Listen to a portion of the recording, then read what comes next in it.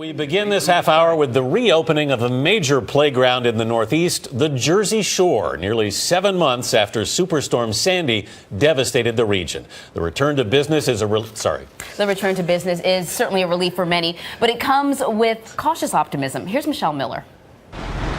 On the Jersey Shore, customers rang in the first official day of summer, ready to buy.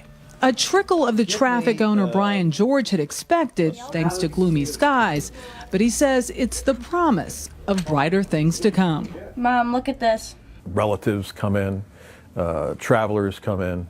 You know, our business between Memorial Day and Labor Day is probably 20-25% more. We're ready. We're stocked, as you can see. First, we got it from the river.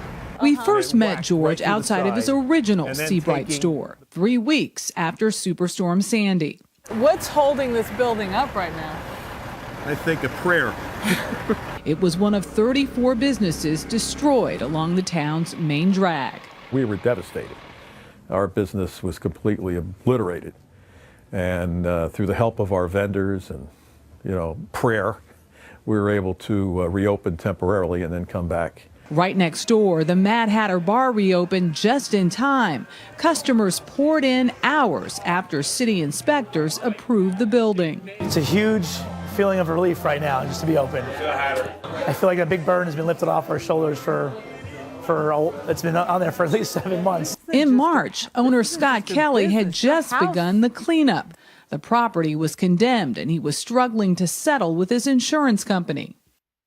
We've rebuilt this whole area. I mean, don't forget, there was 6-7 feet of sand in this building as of October 29th. That's when he decided to get creative.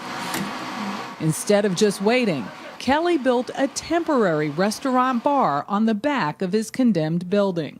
We need income. We haven't paid our bills, our vendors in 6 months. What happens to the building come September?